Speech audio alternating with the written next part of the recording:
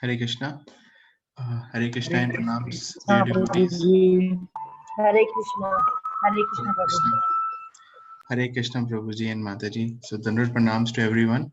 So, welcome to our Tuesday evenings reading sessions.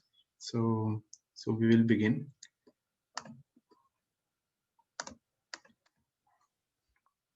Namo Vishnu Padaya Krishna Pristhaya Bhutale Srimate Bhakti Vedanta Swaminiti Namine Namaste Saraswati Deve Gauravani Pracharine Nirvishesha Shunyavadi Paschatya Deshatarine Jai Shri Krishna Chaitanya Prabhu Nityananda Shri Advaita Gadadhar Shivasadi Gaur Bhaktavinda Hare Krishna Krishna Krishna Hare Hare Hare Ram Ram Ram Hare Hare Om Jnanatimirandhasya Jnananjana Shalakaya Chakshurunmilitam Yena Tasmai Shri Gurave Namah.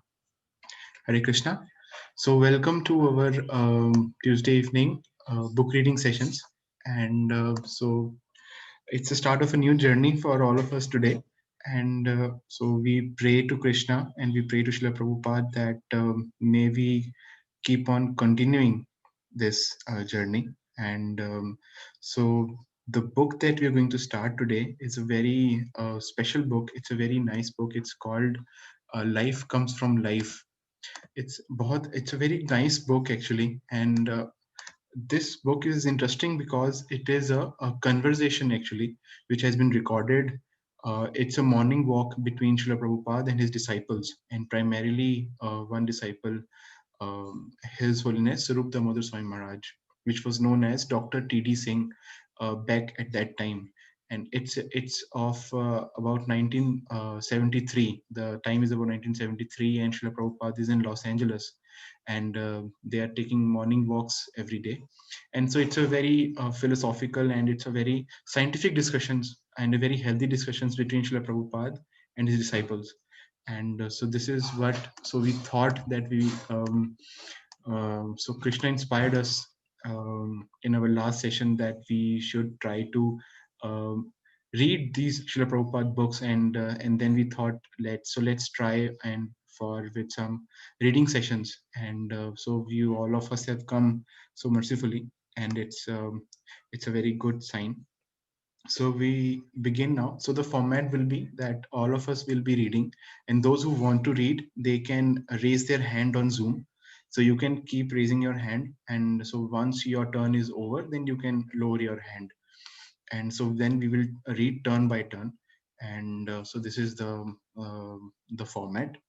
And if you have any questions, then you can you're very most welcome to ask those questions during the time, as well as you can like ask afterwards as well. If you don't have any questions, then it's all right.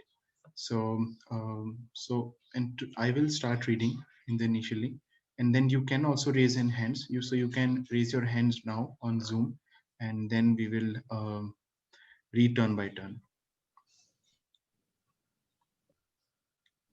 Otherwise, maybe we can do it like that कि सबकी screenshot ले लेते हैं and then one by one everyone's turn will come. But if somebody doesn't want to read, then so those who wants to read, then they can raise their hand. And I hope aap sabhi would like to raise and would like to read. Oh, Shashi Mata is also here. So very Hare Krishna, most Shashi welcome, Mataji. Mataji. Hare Krishna. Good to have you, Mataji, back Yeah. after a long time. Yeah. It's an opportunity for me to join you all again. It's a pleasure is all ours, Mataji. Yeah. So I will start share my screen, and first I will read a little bit, and then we all will read turn by turn.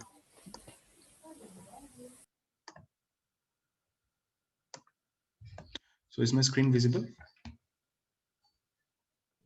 Yes. Okay. So life comes from life. It is a startling challenge to the modern scientific theory of the origin of life and the universe. Morning walks by with His Divine Grace A.C. Bhakti Vedanta Swami Srila Prabhupada. So this is the initial pages. This is the content, and this is the foreword. So I will start reading. Life Comes from Life is an impromptu critique of some of the dominant policies, theories, and presuppositions of modern science, a critique made from a spiritual perspective by His Divine Grace A.C. Bhaktivedanta Swami Prabhupada, the teacher who first brought Hare Krishna to the West. Each day, wherever in the world he happened to be, Srila Prabhupada would go out for a long stroll in the chill of the early morning and share intimate moments with a small group of students, disciples, and guests. Some mornings found him immersed in contemplation or quiet appreciation of the surroundings, and little dialogue emerged. At other times, he spoke at length and often with intensity on various subjects. During these lively talks, he showed that philosophical analysis need not be a dull, abstruse affair. He edified, challenged, cajoled, charmed, and enlightened his students, and he carefully guided them to increased insight and understanding. This book derives from conversations recorded on morning walks in the Los Angeles area in 1973, when Srila Prabhupada, focusing on science, spoke mainly with his disciple, Dr. Thodam D. Singh, an organic chemist, who later founded the Bhakti Vedanta Institute, a center for advanced study and research in science, philosophy, and theology. In Life Comes from Life, Srila Prabhupada takes modern science to task for its shortcoming in methodology, its unexamined biases, and most profoundly, its materialistic myths. The publishers. Introduction. Science, Truth and Fiction. Just a minute.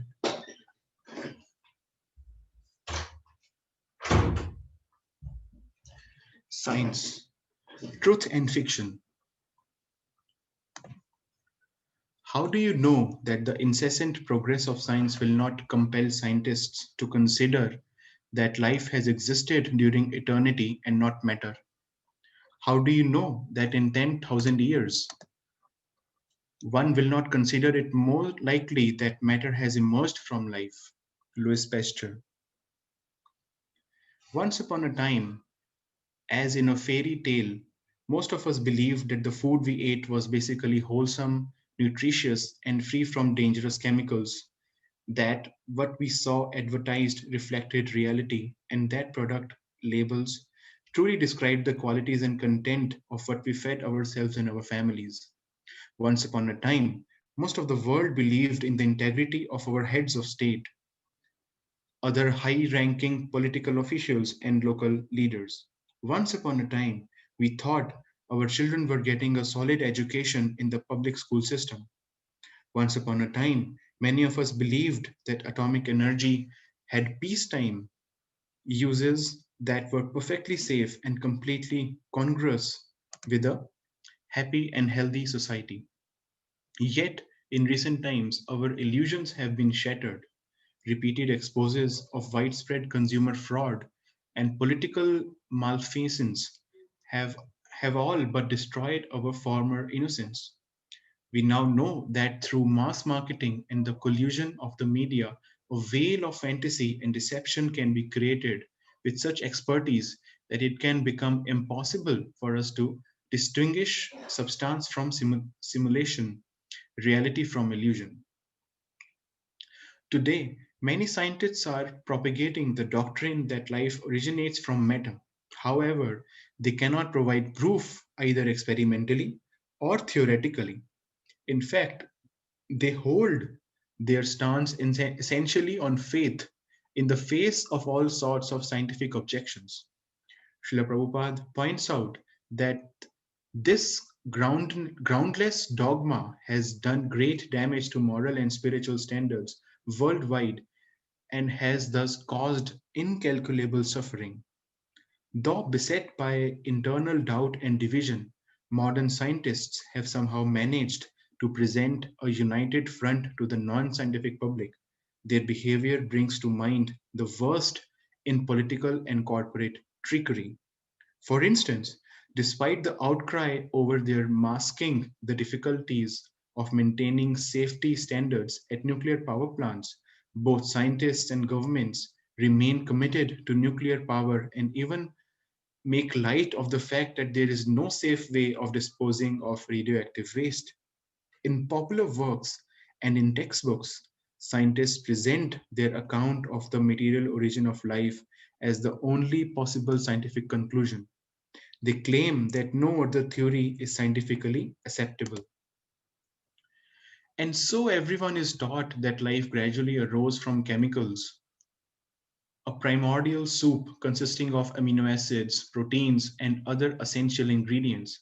Yet, in their journals and private discussions, the same scientists acknowledge that their theory has grave, sometimes insuperable difficulties. For example, certain features of the DNA coding mechanisms cast serious doubt on the substance of evolutionary thought. Noted biologist W.H. Thorpe writes, thus we may be faced with the possibility that the origin of life, like the origin of universe, becomes an impenetrable barrier to science and a block which resists all attempts to reduce biology to chemistry and physics. The highly committed evolutionist Jack Monod has pointed out these same difficulties. Theodorus Dobzhansky, another prominent advocate of evolution, can only agree. Our scientific knowledge is, of course, quite insufficient to give anything in like satisfactory accounts of these transitions from no life to life, from no mind to mind.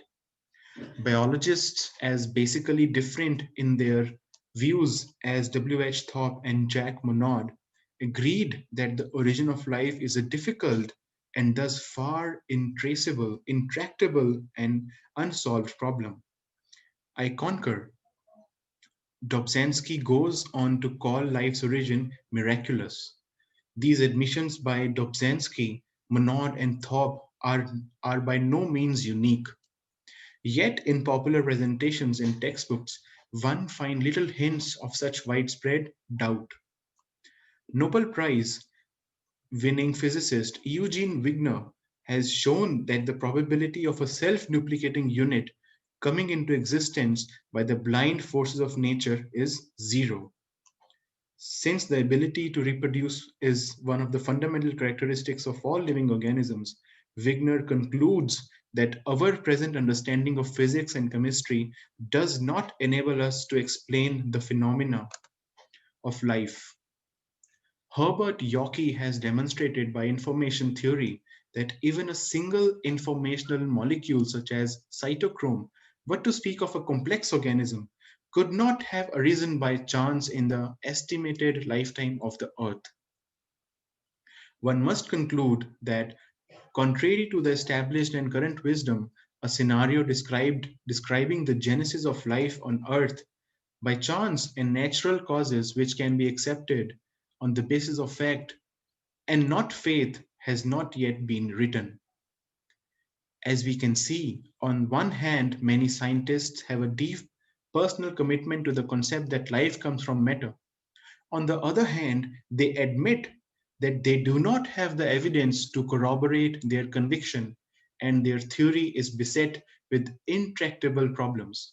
They are convinced that life both arose from matter and is reducible to matter, yet at the same time, they must confess to having scientific grounds for their conviction. Thus, their theory is a priori. It supersedes the scientific method and science itself. Their fervent, almost messianic hope is that someday, somehow, someone may be able to validate it, and in the meantime, their faith is unshakable. Dazzling technological dazzling technological achievements have given modern scientists an aura of infallibility.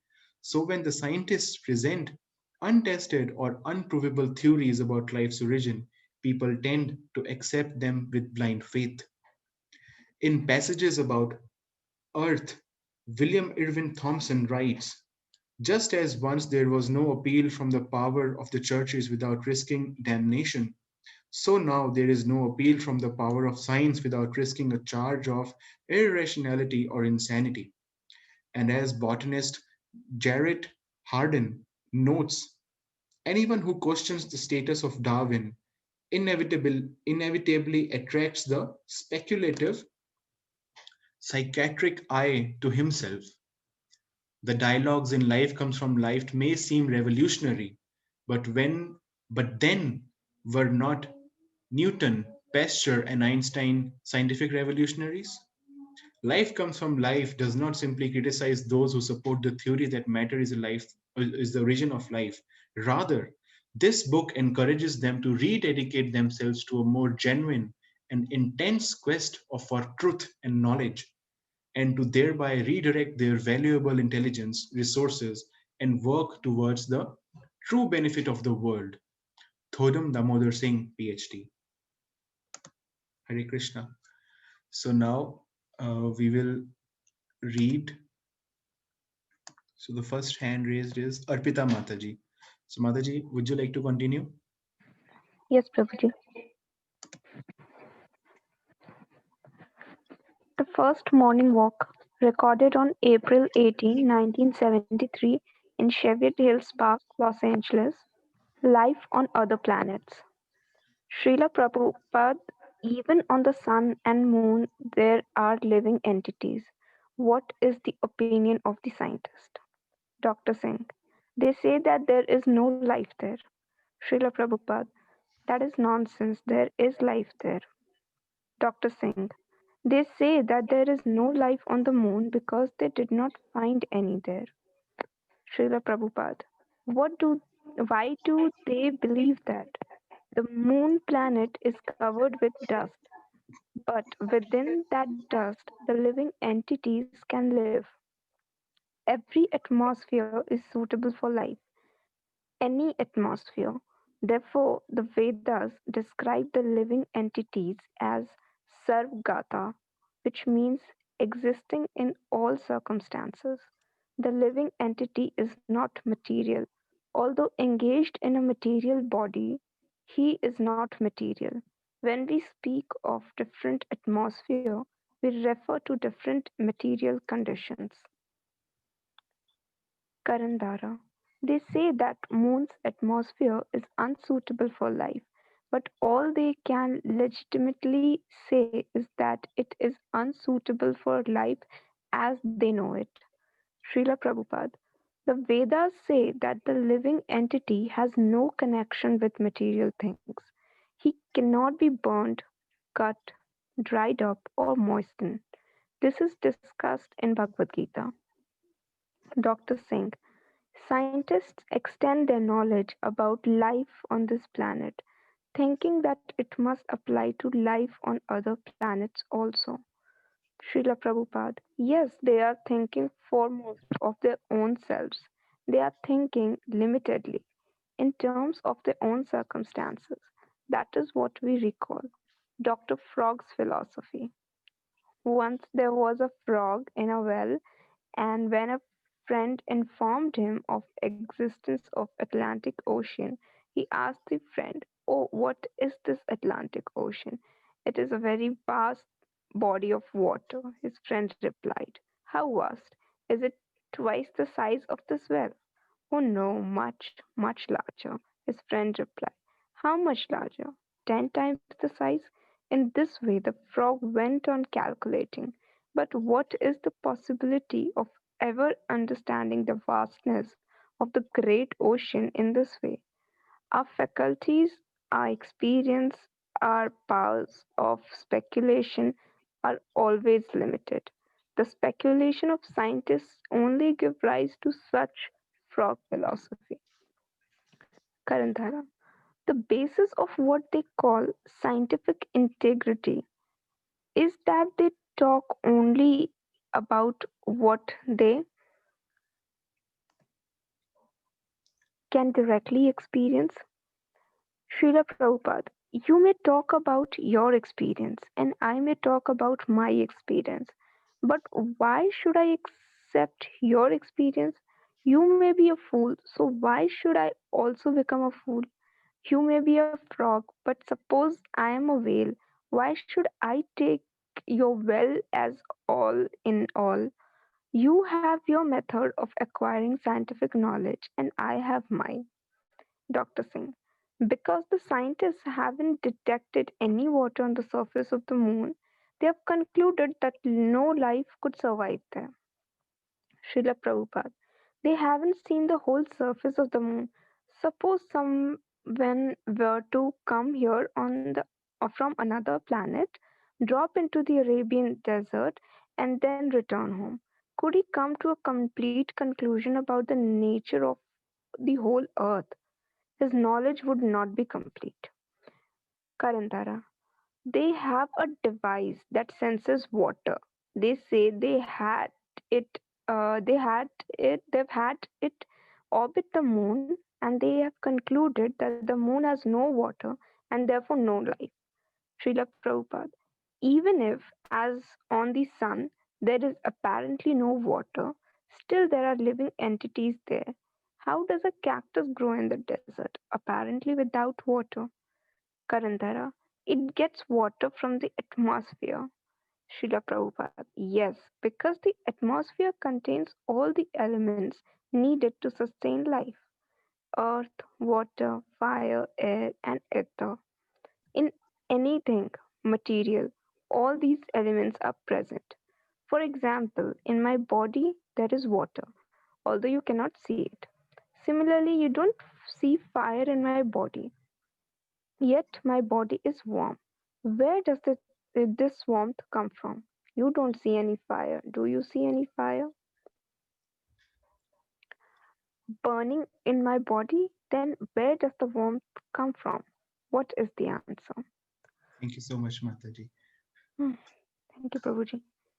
Yes, so we see that how Srila Prabhupada, like during that time, was so confident on the claim that yes, so there are living entities on other planets, and during that time, the humanity didn't had found that there is water on moon, but now they have concluded already that there is water on the moon, and slowly there will be a time when they even conclude that yes, there are living entities there as well, and even on Mars, they have now concluded that yes, the fossils are already there, and the life was existing there on Mars.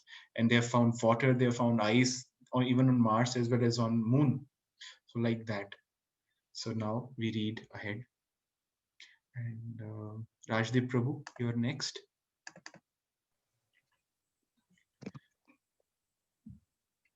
Yes, Prabhuji. The universe in the atom. Srila Prabhupada. All matter is a combination of five gross elements: earth, water, fire, air, and ether, and three subtle elements: mind, intelligence, and false ego. Karandhara. According to the Vedic science, material energy begins with the false ego and then develops into the intelligence, then the mind, and then the gross elements: ether, air, fire, and so on. So the same basic ingredients are present in all matter. Is this right? Srila Prabhupada.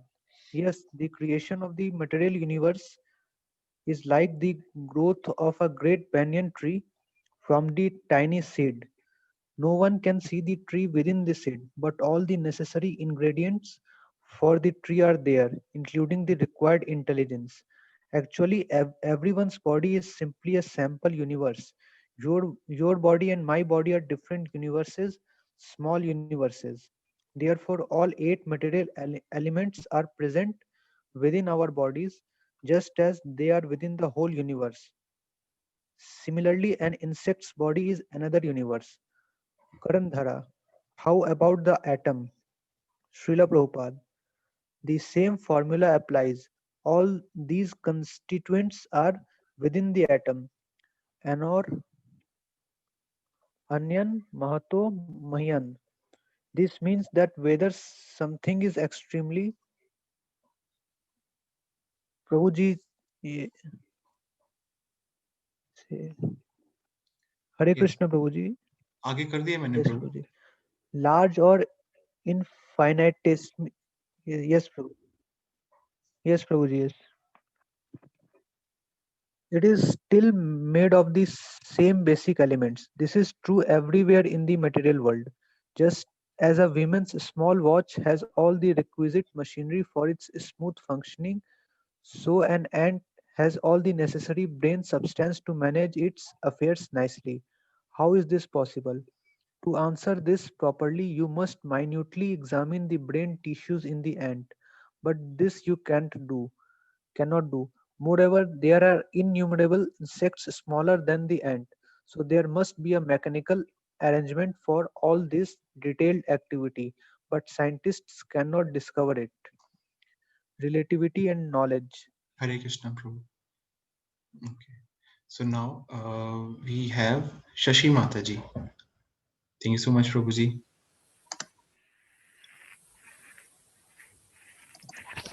Yes. Yes, Mataji, go ahead. Yeah, Hare Krishna. Relativity and knowledge. Srila Prabhupada. All living entities possesses the required intelligence to execute four principles: eating, sleeping, sexual intercourse, and defense. These four principles exist even in the atom. The only difference in human being is that he has the extra intelligence with which to understand God. This is the difference.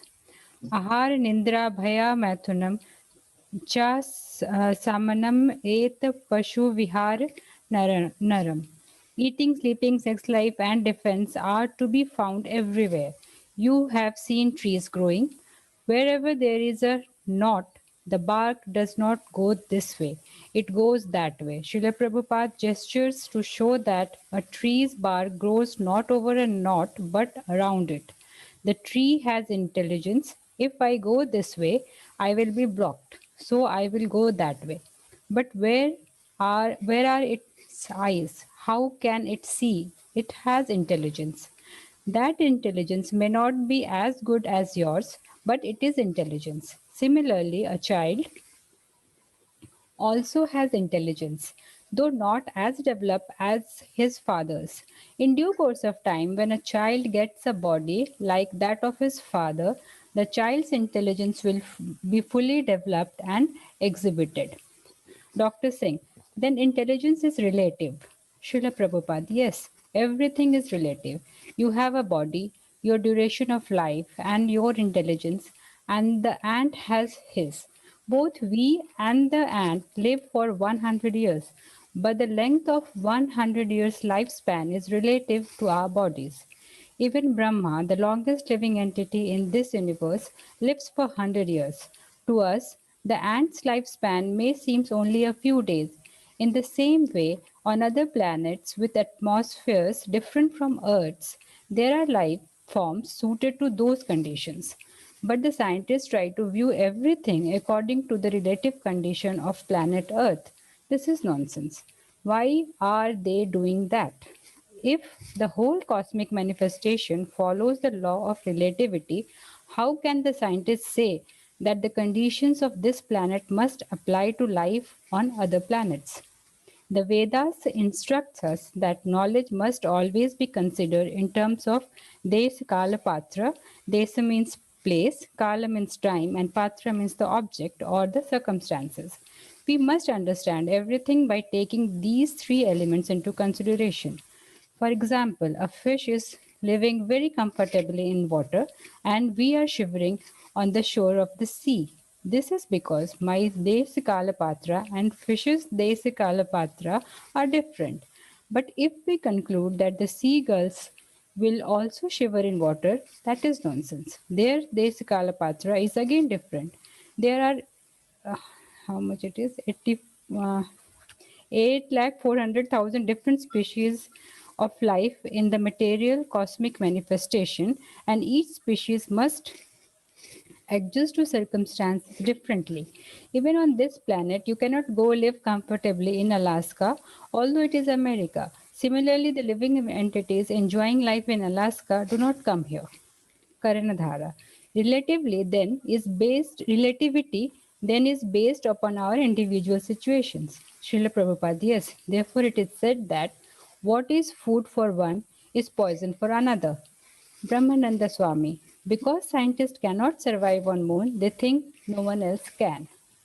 Hare Krishna. Thank you so much, Okay. Mataji. Hare Krishna Prabhuji, thank you. Okay. So now we have Manisha Mataji. Yes, go ahead. Hare Krishna Prabhuji. The 8.6 billion year day. Dr. Singh. The problem with the world is that practically everyone is thinking only in terms of his own circumstances, and that is nonsense. Student, someone who has never gone out of his village thinks that his village is the whole world. Srila Prabhupada. Yes, the frog is always thinking in terms related to his well. He has no power to think otherwise. The ocean is great, but he is thinking of the ocean's greatness in terms relative to his own greatness. Similarly, God is great, but we are thinking of God in terms of relative greatness, greatness relative to our own. There are certain insects that are born at night and they grow, bear offspring, and die, all before daybreak. They never see the morning. So, if they conclude that there is no morning, that is nonsense. In the same way, as soon as we hear from the Shastras that Dhamma's duration of life is equivalent to millions of our years, we do not believe.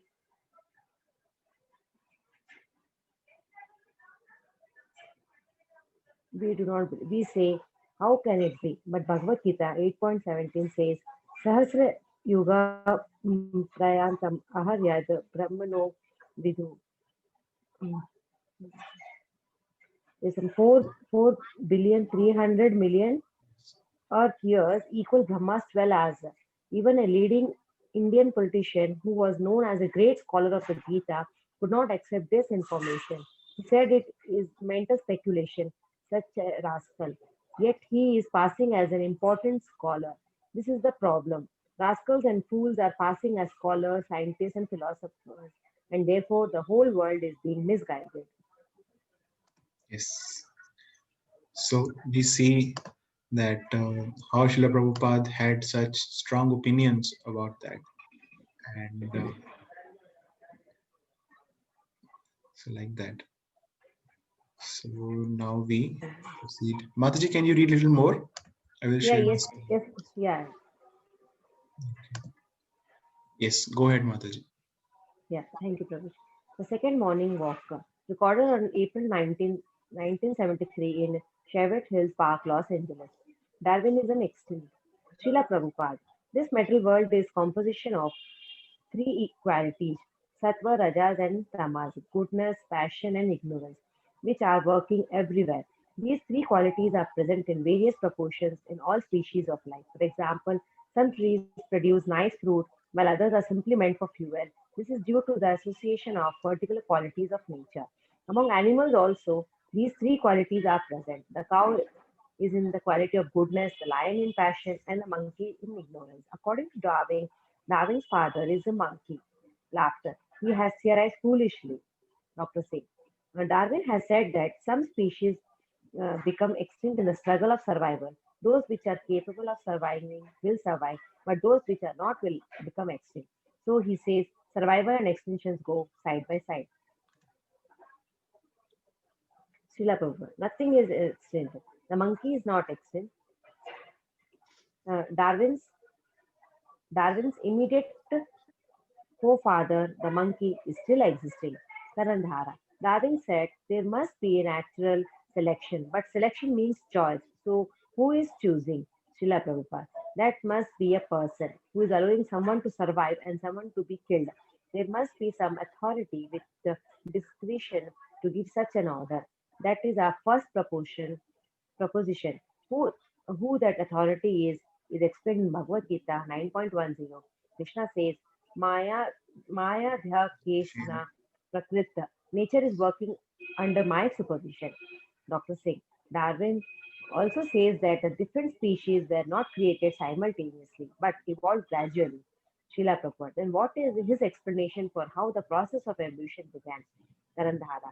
Modern proponents of Darwinism says that the first living organism was created chemically. Srila Prabhupada. And I say to them, if life originated from chemicals and if your science is so advanced, then why can't you create life biochemically in your laboratories in the future? Thank you so much, Mataji. Thank you. Um, Thank you, Prabhu. so we give chance to others. Sagar Prabhu, can you read in ji from Prabhu ji in the future?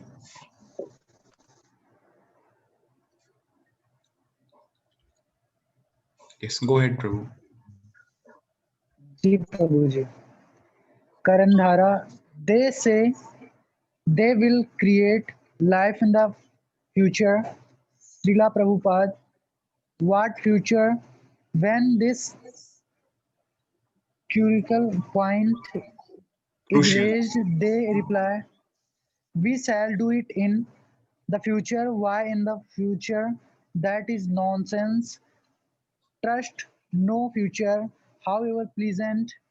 If they are so advanced, they must demonstrate now how life can be created from chemicals. Otherwise, what is the meaning of their advancement? They are talking nonsense. Karandhara, they say that they are right on the verge of creating life. Srila Prabhupada, that's why, I'm sorry, that's only a different way of saying the same thing. In the future, the scientists must admit that they still do not know the origin of life. Their claim that they will soon prove a chemical origin of life is something like paying someone with a post-dated check. Suppose I give you a post-dated check for $10,000, but I actually have no money. What is the value of that check? Scientists are claiming that their science is wonderful, but when a practical example is wanted, they say they will provide it in the future. Suppose I say that I possess millions of dollars, and when you ask me for some money, I say, yes, I will now give you a big post dated check. Is that all right? If you are intelligent, you will reply, at present, give me at least $5 in each so cash so I can see something tangible. Similarly, the scientists cannot produce even a single blade of grass in their laboratories. Yet they are claiming that life is produced from chemicals. What is the nonsense? Is no one questioning this? Karandhara, they say that life is produced by chemical laws. Prabhuji, Srila Yes. Prabhupada दिख नहीं रहा वो Srila Prabhupada, as soon as there is a law, we must take into cons- cons- consideration that someone made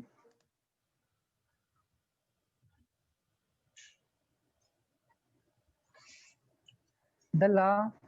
Despite all their so-called advancement, the scientists in their laboratories laboratories cannot produce even a blade of grass. What kind of scientists are they? Dr. Singh, they say that in the ultimate analyze, everything came from matter. Living matter came from non-living matter. Srila Prabhupada. Then where is this living matter coming from now? Do the scientists say that life came from matter in the past but does not at the present? Where is the ant coming from now? From the dirt. Yes. Thank you so much, Prabhuji.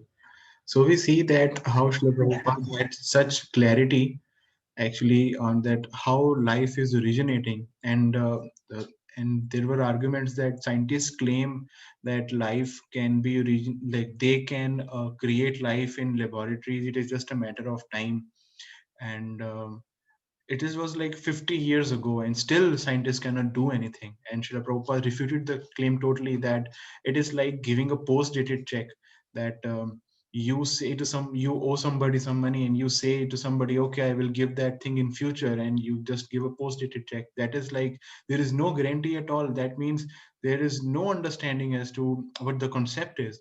And but Srila Prabhupada so refutedly uh, uh, uh, refuses that claim that a life comes from a matter, and and how life comes from life actually. So it gives a very simple logical explanation that from where are these living entities coming from now. So are they being generated from matter? No, and not even a single cell can be generated automatically.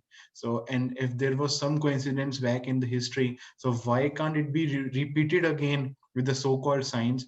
And why has it stopped happening again? So why did it only happened once, and so many complex organisms have been made? So this makes us actually think on that part. So now we move ahead. So who if anyone wants to read, then they can raise their hand. Shivani, would you like to? Okay, so we have Rishida Mataji and Vijay Mataji. Okay, so let me share my screen. So yes, Mama.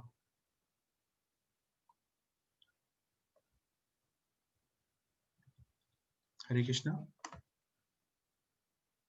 Hare Krishna. Yes. Should I Is read? our screen area? Is the screen visible? Yes. Okay. Yes. Start the Yes, missing link. Prabhuji. The missing link. Dr. Singh. In fact, there are several theories explaining how life originated from matter, how living matter came from the non-living. Srila Prabhupada, casting Dr. Singh in the role of a materialistic scientist. All right, scientist, why is life not coming from matter now? You rascal, why is not life coming from matter now? Actually, such scientists are rascals. They childishly say that life came from matter, although they are not at all able to prove it. Our Krishna consciousness movement should expose all these rascals. They are only bluffing. Why don't they create life immediately? In the past, they say life arose from matter, and they say that this will happen again in the future. They even say that they will create life from matter. What kind of theory is this? They have already commented that life began from matter. This refers to the past, began. Then then why do they now speak of the future? Is not it contradictory? They are expecting the past to occur in the future. This is childish nonsense. Karandhara. They say that life arose from matter in the past and that they will create life this way in the future. Srila Prabhupada. What is this nonsense? If they cannot prove that life arises from matter in the present, how do they know life arose this way in the past? Dr. Singh, they are assuming that Srila Prabhupada. Everyone can assume, but this is not science. Everyone can assume something. You can assume something. I can assume something. But there must be proof. We can prove that life arises from life. For example, a father begets a child. The father is living and the child is living. But where is there proof that a father can be a dead stone? Where is there proof? We can easily prove that life begins from the life and the original life of Krishna. That also can be proven. But what evidence exists that a child is born of stone? They cannot actually prove that life comes from matter. They are living that aside by the future. Laughter.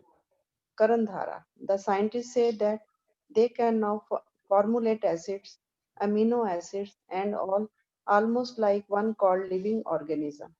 They say that because these acids so closely resemble living beings, there must be just one missing link needed before they can create life. Srila Prabhupada, nonsense, missing link. I will challenge them to their face. They are missing this challenge. The missing link is this challenge of their face. Thank you. Thank you so much, Mama. So Rishita Mataji, can you begin? So this will be the last section for today. Yes, Prabhuji.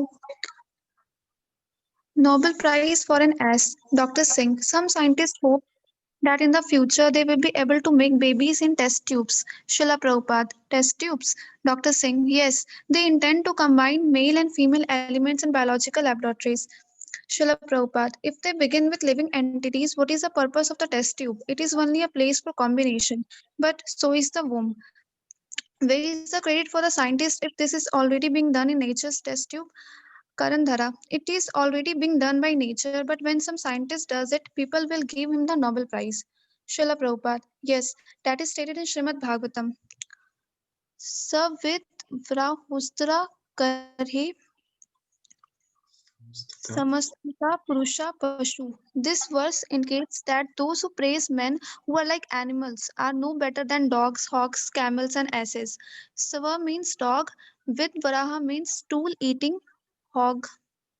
Ustra means camel and Khara means ass. If the Nobel Prize is given to a scientist who is a rascal, the men on the committee who give him that prize are no better than dogs, hawks, camels, and asses. We don't accept them as human beings. One animal is praised by another animal. Where is the Okay. Where is the credit in that? If the men on the committee are no better than animals, anyone who receives the Nobel Prize in Science is fool number one because animals are praising him, not human beings. Dr. Singh, for some scientists, the Nobel Prize is the ultimate. Srila Prabhupada, they are rascals. They are speaking nonsense, and because they are juggling words, others are being misled. Brahmanand Swami, Nobel is the person who invented dynamite. Srila Prabhupada, he has created great misfortune and he has left his money for creating further misfortune. Brahmanand Swami, the Gita says that demonic people perform acts mean to destroy the world. Srila Prabhupada, yes, Ugra Karamna Kishaya Jagato Hita, Bhagavad-Gita 16.9. They perform acts meant for inauspiciousness and the destruction of the world.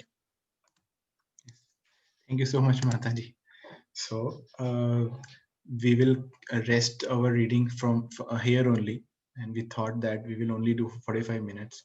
So, but wasn't it so interesting to read all these conversations between Srila Prabhupada and all these scientist followers or disciples?